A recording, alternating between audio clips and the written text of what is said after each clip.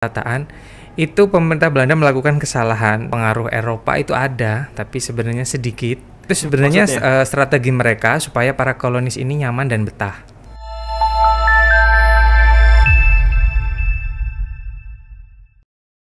Assalamualaikum warahmatullahi wabarakatuh. Halo Civika Universitas Muhammadiyah Metro. Selamat datang di UM Metro Podcast. Podcastnya Generasi Sukses.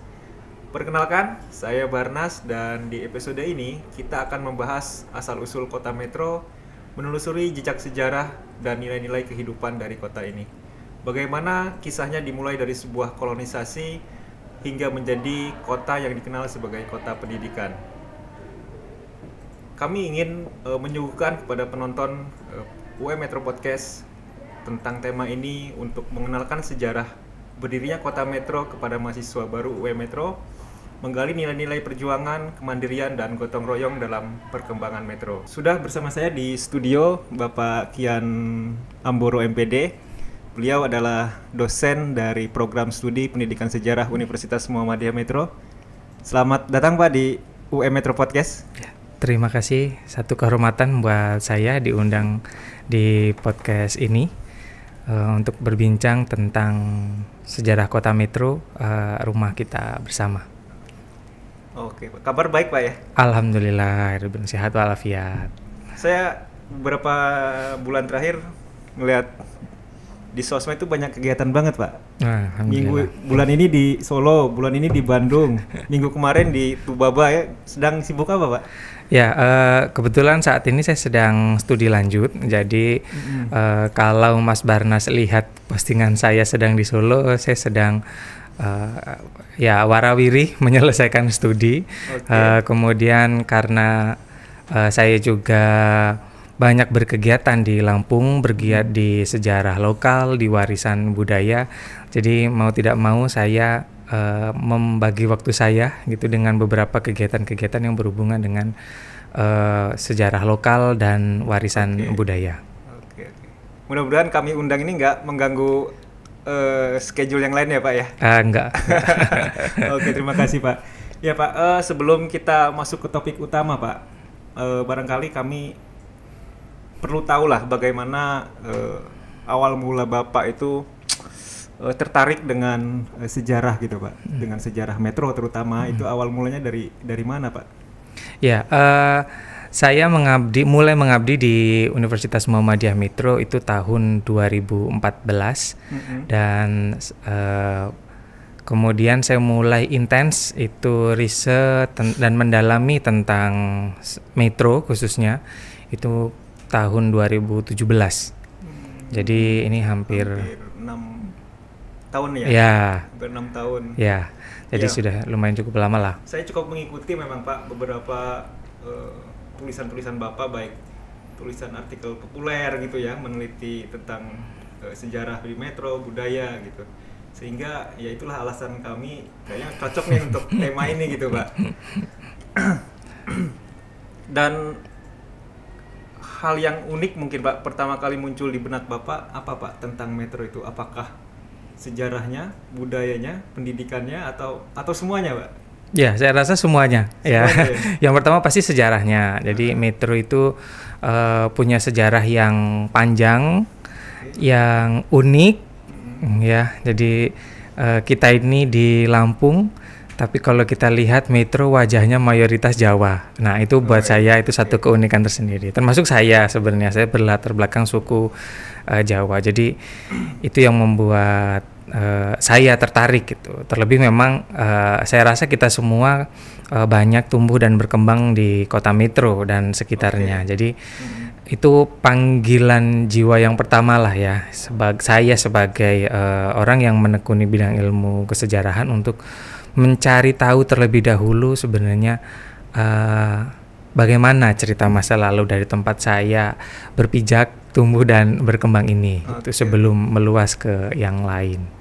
Jadi mencari asal usul dulu gitu Pak ya. Dari mana kita berasal gitu Pak ya. Dari situ muncul ketertarikan, mendalami sampai meneliti dan akhirnya menjadi seorang yang expert kali ya Pak ya di ya belum lah ya. Belum ya. Masih kurang lama. Oke, sedang Pak. menjaga konsistensi ya. Iya. Jadi saat ini kondisi di kampus kita Pak di UM Metro ini kan baru perkuliahan barangkali sudah 5 atau 6 pertemuan gitu ya Pak di semester pertama itu. Itu kan mahasiswa kita itu di UM Metro berasal dari berbagai daerah Pak gitu ya Pak ya. Tidak berasal dari metro. Nah, tentu teman-teman dari luar daerah metro barangkali khususnya di warga metro sendiri juga barangkali bagi yang belum tahu gitu Pak ya. Sebenarnya asal usul metro itu seperti apa Pak?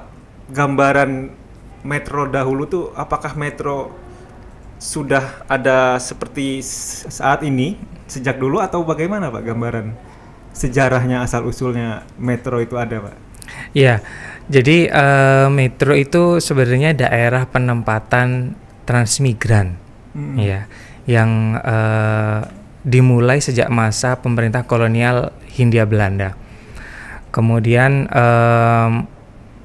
berkembang, ramai sampai hari ini. Jadi dahulunya wilayah ini sebenarnya adalah hutan belantara kosong gitu ya. Nah, ini merupakan hutan adat milik marga Buai-Nuban. Mereka itu pemukimannya terkonsentrasi yang kita kenal sekarang daerah Gedong Dalam. Nah, itu mereka marga Buai-Nuban, dan wilayah yang kita sebut dengan metro hari ini adalah wilayah hutan ulayat milik mereka.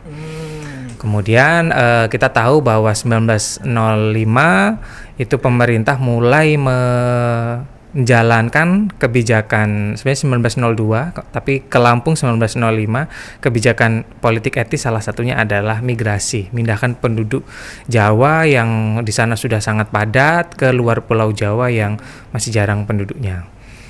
Nah, sebenarnya kota metro berasal dari kebijakan politik etis yang kita sebut dengan kolonisasi itu.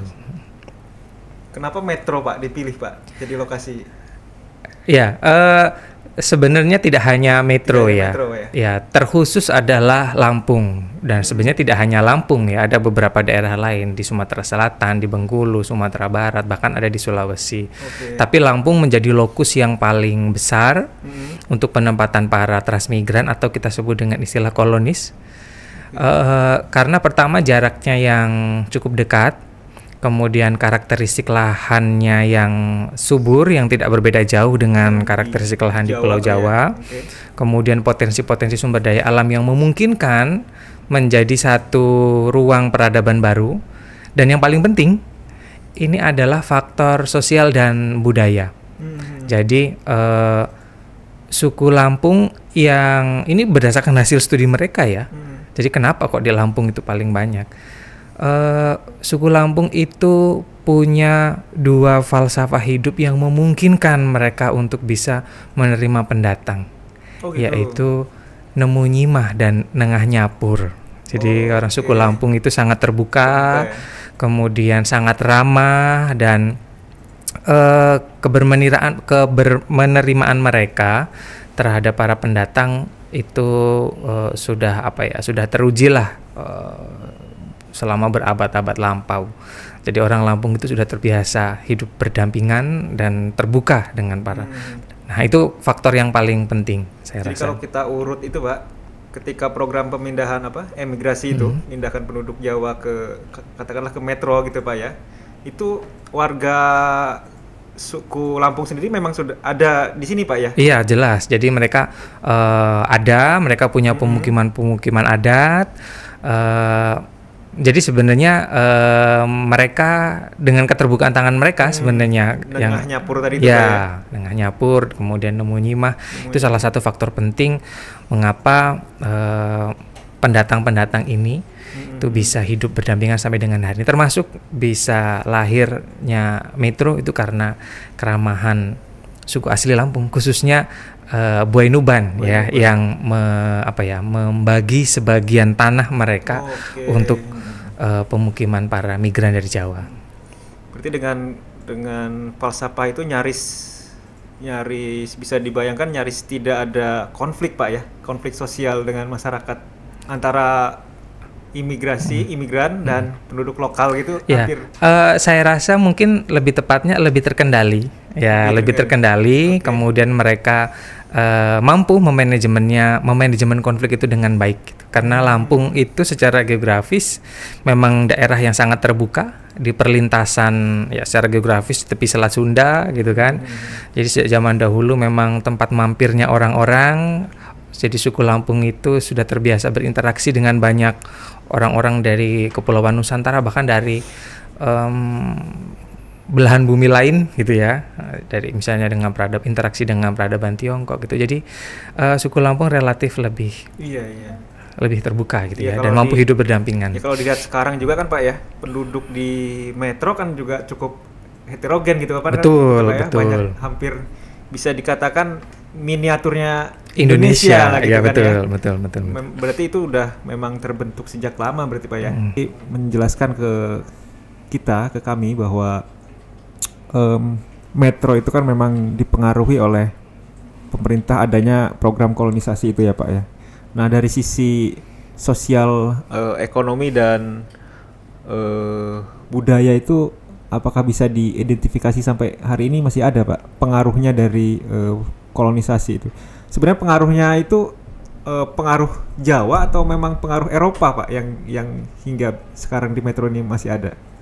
Ya, memang yang mayoritas itu jejaknya yang kelihatan itu ya Jawa ya. Metro masih mayoritas penduduknya Jawa gitu. Tapi kalau jejak-jejak lain seperti pengaruh Eropa itu ada, tapi sebenarnya sedikit.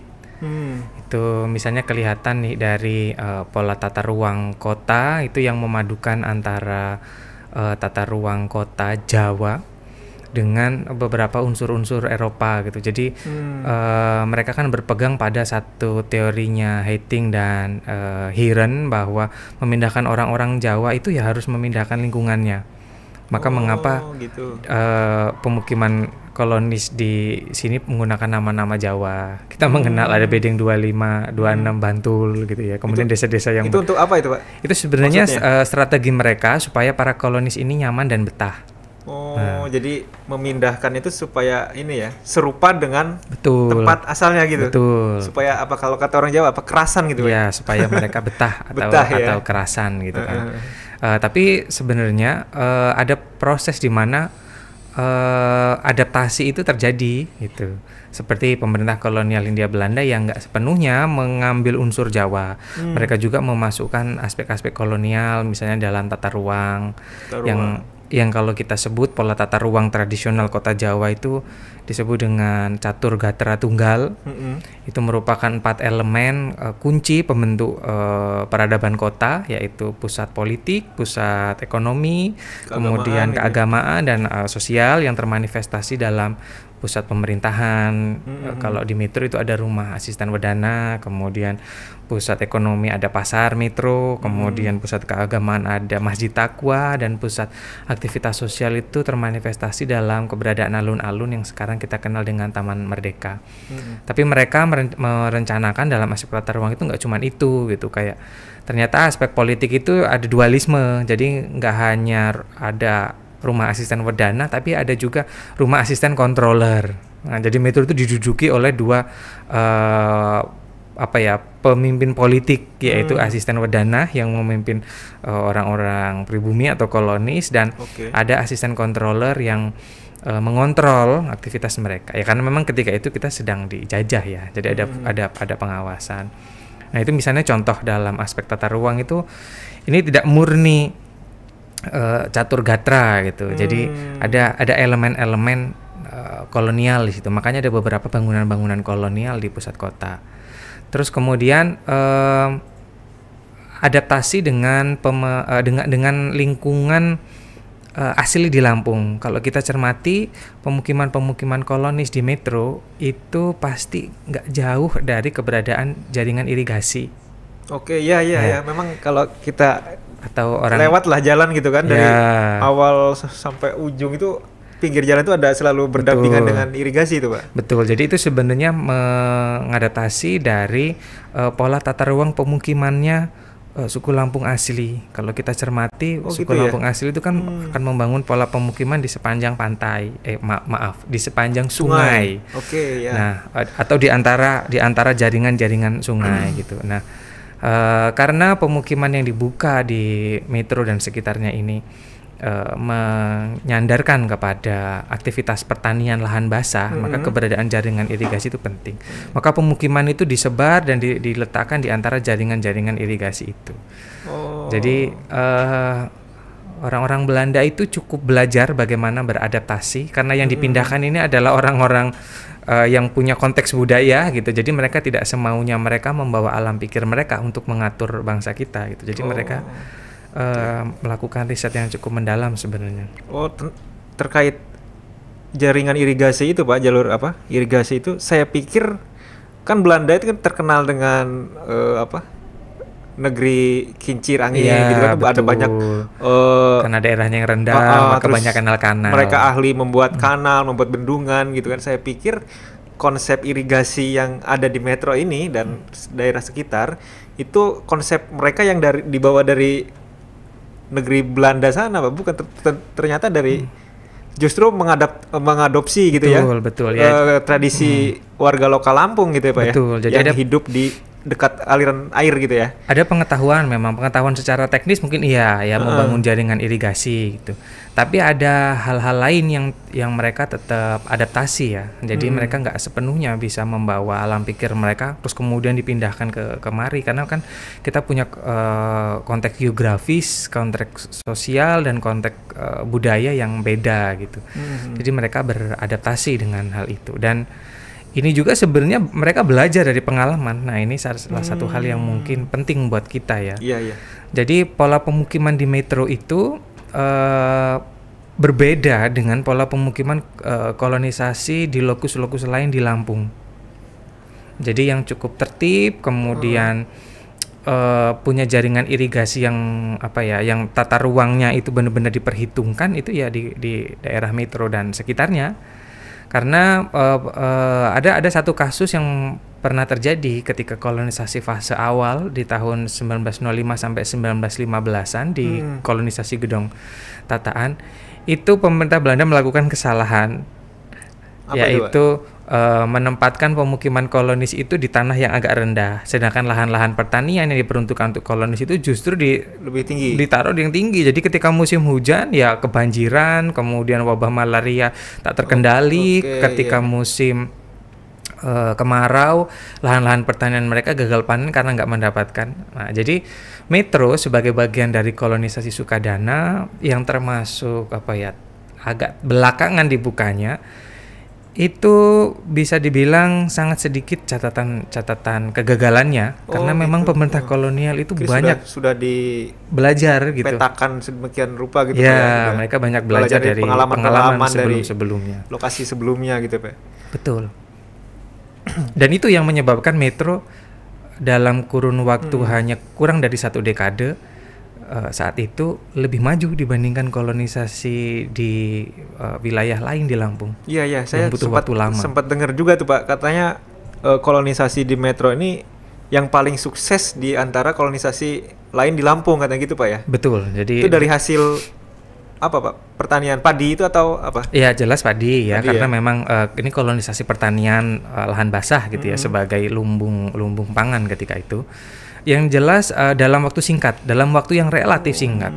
Jadi kolonisasi Gedong Tataan gitu misalnya yang dibuka 1905, sedangkan kolonisasi Sukadana termasuk metro itu baru dibuka 30 tahun kemudian, 1935. Iya, betul. 30 Jadi, tahun ya. Betul, selisihnya 30 tahun. Tapi di 1940 itu jumlah penduduk kolonisasi Gedong Tataan termasuk sudah melebar ke wilayah yang kita sebut dengan Prinsewu sekarang. Itu jumlahnya hampir berimbang dengan kolonisasi Sukadana dan metro. Yang durasi 5 tahun ya? Betul, hanya dalam waktu 5 tahun. Luar biasa. Oke Pak, satu hal yang saya garis bawahi dalam sejarah metro itu ada hal yang menurut saya kontroversi Pak. Itu terkait dengan nama metro Pak. Di masyarakat berkembang bahwa metro itu berasal dari Mitro katanya gitu Pak ya. ada juga yang metrem gitu Pak ya, dan ada juga yang metropolis katanya, itu didesain memang menjadi kota besar bahwa metro itu juga, sehingga metro itu metropolis katanya gitu kan. Nah, menurut pandangan Pak Kian itu sebenarnya dari mana Pak asal mula metro itu Pak? Ya, sebenarnya kalau kita mendasarkan pada arsip dan catatan sejarah, itu sebenarnya tidak ada yang kontroversi ya, karena cukup jelas bahwa kota ini memang sejak pertama kali dibuka di tahun 1935 itu memang diberi nama oleh pendirinya, yaitu Residen Lampung yang menjabat ketika itu, namanya Henry Rudolf Rookmaker. Kota ini diberi nama dengan Metropolis. Metropolis. Yang kemudian disingkat atau sering lebih simpelnya disebut Metro. Oke. Nah, jadi Metro wilayah ini yang merupakan bagian dari kolonisasi Sukadana yang wilayahnya cukup luas, kurang lebih 55.000 hektar. Itu kalau sekarang itu jejaknya dari Bedeng 1 Dumurjo Lampung Tengah sampai ke Bedeng 67 di Sekampung Lampung Timur. Nah, Metro itu adalah ibu kotanya. Nah, maka Rookmaker punya proyeksi bahwa ibu kota dari kolonisasi Sukadana ini ke depan akan menjadi satu kota besar. Makanya diberi nama Metropolis atau Metro. Tapi kemudian seiring berjalannya waktu, para kolonis nih, orang-orang yang tinggal di sini itu kan merasa sulit pengucapannya, dan akhirnya mereka menyebutnya dengan kata mitro. Ya, mitro. Mitro itu bahasa Jawa Pak? Ya, kalau mitro itu bahasa Jawa ya, yang artinya kawan atau teman. Ya, kawan atau teman. Apakah di antara dua ini mana yang benar ya? Dua-duanya benar. Kalau metrem itu Pak, metrem. Nah, kalau metrem ini saya sampai hari ini belum ketemu. Oh, justru? Ya, malah belum ketemu ya arsipnya gitu. Dokumennya yang nyebutkan asal mula nama metro itu dari kata metrem. Cuman mungkin sudah terlanjur menjadi memori kolektif gitu ya. Cuman kalau kita menyandarkan pada data sejarah ya, yang jelas arsipnya itu ya Metropolis, dari kata metropolis, metro, dan kemudian berkembang masyarakat kolonis menyebutnya dengan versi mitro. Ya. Jadi ada dua versi, yang satunya versi Belanda ya, tentang proyeksi ke depan kota ini menjadi kota besar, yang satunya dari masyarakat kolonis ya, yang sebenarnya itu menggambarkan bagaimana kehidupan ketika itu, mereka saling bantu membantu. Jadi sebenarnya nggak layak juga untuk dipertentangkan mana yang lebih benar gitu ya Pak. Betul, ya? Karena dua-duanya itu punya makna sendiri gitu kan. Iya, betul. Mitro barangkali membangun metro itu dengan mitra kebersamaan gitu kan Pak, dan mungkin Rookmaker itu sendiri membayangkan atau mendambakan bahwa metro menjadi kota yang maju dan besar, peradaban maju besar gitu Pak ya.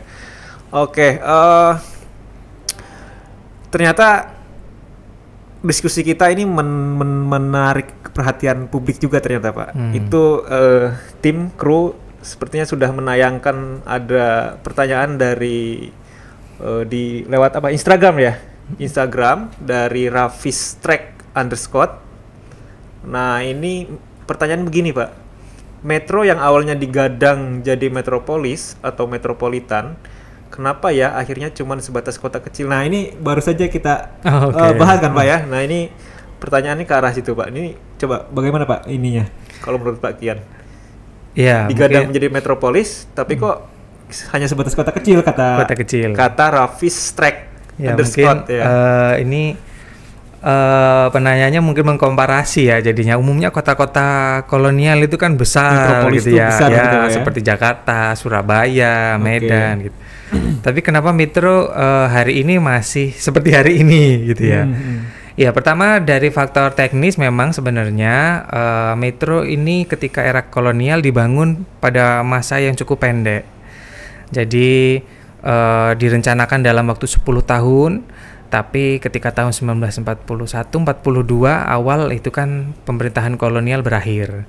Jadi sebenarnya peletakan fondasi secara fisik itu, secara struktur itu memang ketika itu belum selesai. Jadi karena Jepang keburu masuk gitu ya. Yang kedua, setelah era kita tahu kondisi ketika masa Jepang itu sangat tidak ada kestabilan sama sekali. Awal kemerdekaan juga kita mencoba survive ya, banyak hambatan dan tantangan dari dalam maupun dari luar untuk mempertahankan kemerdekaan. Dan ya baru ketika dekade 1970-an, 80-an itu bisa dibilang bangsa kita baru mulai stabil gitu ya. Maka kalau pertanyaan mengapa kok dulunya punya proyeksi kota besar tapi sampai hari ini kok masih jadi kota kecil gitu. Jadi sebenarnya ini pertanyaan tapi sekaligus juga bisa kita balik jadi tantangan. Jadi pendiri kota ini sebenarnya punya proyeksi untuk itu. Jadi, kita sebagai penerusnya, generasi penerusnya ya mewujudkan sebenarnya tantangan itu. Kalau pertanyaannya kenapa tadi panjang ya. Jadi memang belum selesai pembangunannya, terus kemudian pasca kemerdekaan juga banyak tantangan gitu. Pengaruh politik yang kurang mendukung, barangkali ya Pak ya, ekonomi. Betul. Dan saya rasa dengan kita membincangkan kembali nih, membincangkan kembali bagaimana sejarah kota Metro, bahwa dulunya Metro itu diproyeksikan sebagai kota besar loh. Itu sekaligus menjadi pengingat kita, menghidupkan lagi menghidupkan lagi semangat itu, bahwa dulu yang dirikan aja punya cita-cita besar loh. Iya. Nah, hari ini kita yang menjadi bagian dari kota itu kenapa tidak berpikir besar? Gitu. Jadi saya rasa itu tantangan sih buat kita generasi sekarang. Jadi itu jawabannya dari narasumber kita, teman-teman. Pak Kian, tidak terasa segmen pertama kita ini sudah hampir 1 jam. Tidak terasa.